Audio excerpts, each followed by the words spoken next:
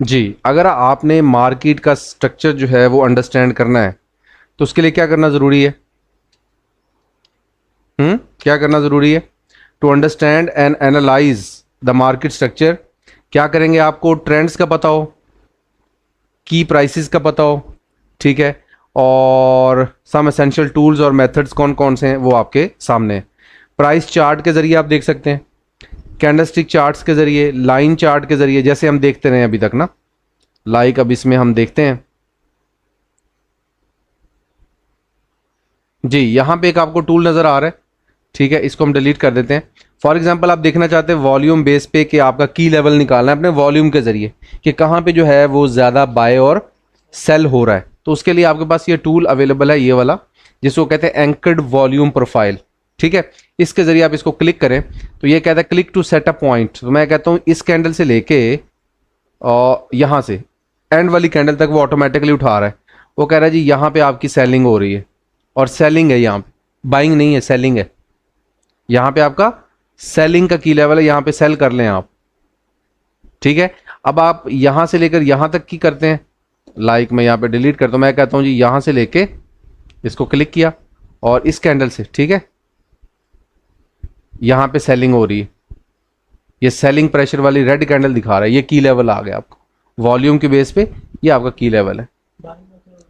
हाँ, अच्छा, अब इसकी बजाय एक और भी टूल है अगर आपको ये कंफ्यूज करता है, ठीक है। अब इसको आप इस्तेमाल करके देख सकते हैं, ये आपको यहां पे मिल जाएगा, ठीक है। और इसके अलावा एक टूल है यहां पे ये लगा हुआ है जिसको कहते हैं fib retracement tool, fib retracement. अब इसके ऊपर जो है ना सेटिंग मैंने करके रखी हुई है, पहले सेटिंग की हुई मैं आपको बता दूंगा इसको। ये आपने क्लिक किया, क्लिक करने के बाद आप जैसे ही ये कर्व बनानी शुरू करें, जैसे कि इसने भी कर्व बनानी, ये देखें यहां से कर्व बनानी शुरू की है ना, ठीक है, कर्व बनी हुई है। आप क्या करें, आप इसको यहां से लेके, सॉरी इसको डिलीट कर दें, इसको दोबारा क्लिक करें और यहां से बिल्कुल आखिरी पॉइंट से उठा के आपने लगा देना है इस पॉइंट तक।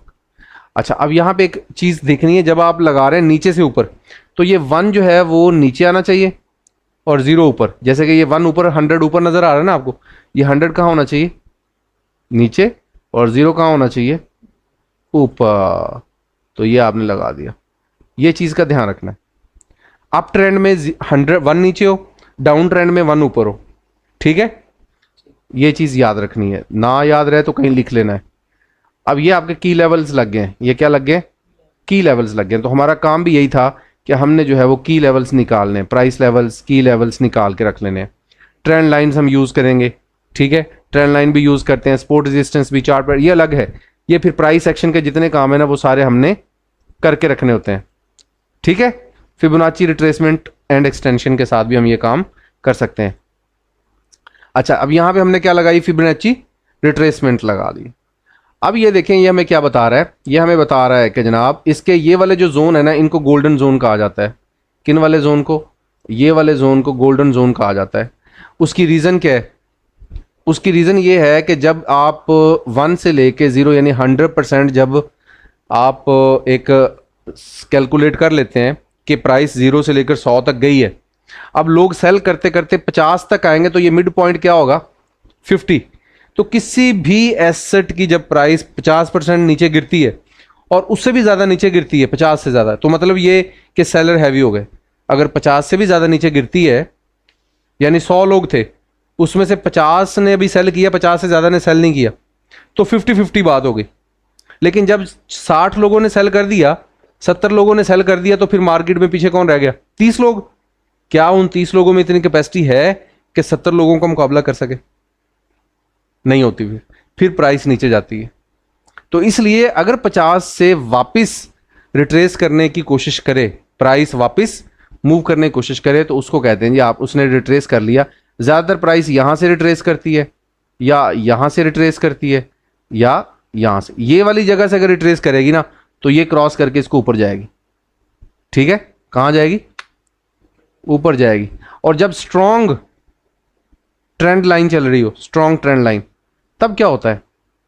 जब स्ट्रॉन्ग ट्रेंड लाइन चल रही होती है तो यहां पे जनाबे वाला, ये मैंने अब यहां लगा दिया, ठीक है। लगा दिया। जब स्ट्रॉन्ग ट्रेंड लाइन चलता हो तो फिर क्या करता है ये, फिर ये इधर से मूव कर जाता है वापस, ऐसे ऐसे ट्रेंड बनता है। यानी ज्यादातर 23 से, अगर स्लो ट्रेंड है तो फिर वो नीचे आता है, अगर उससे भी ज्यादा स्लो है यानी यहां पे आएगा ना, तो यहां पे आके गोल्डन रेशियो है, यानी यहां पे अगर वो वापसी करता है तो आपके लिए कंफर्म चांसेस बन जाते हैं कि जी अब जो है रिवर्सल पॉइंट कंफर्म है। ठीक है, इसके ऊपर हमें फर्दर और भी काम करना पड़ेगा। इसको लगाने का तरीका ये होता है कि जैसे ही अगला काम शुरू हो फिर आपने इसको उठा के आगे ले जाना है। इसको कहते हैं स्टेप अप। इसको क्या कहते हैं, स्टेप अप। अब ये देखें ना, हमने किसी और जगह पे नहीं लगाया, जो रीसेंट स्विंग हाई और स्विंग लो थी उसके ऊपर लगाया है टूल। ये टूल है, इंडिकेटर नहीं है ये जस्ट टूल है। मैथमेटिकली उसने कैलकुलेट करके दे दिए कुछ जोन आपको। अब ये कैसे कैलकुलेट होते हैं इसके ऊपर मैं आपको एक वीडियो दूंगा जिसको आप सुनेंगे, ठीक है, कि ये कैसे कैलकुलेट होते हैं, फिब रिट्रेसमेंट। ठीक है, तो ये हो गया। इसके अंदर जो है वो हमने प्राइस एक्शन के साथ काम करना है। इसी तरह का एक और टूल अवेलेबल है, ठीक है, वो हम अगली वीडियो में देखते हैं।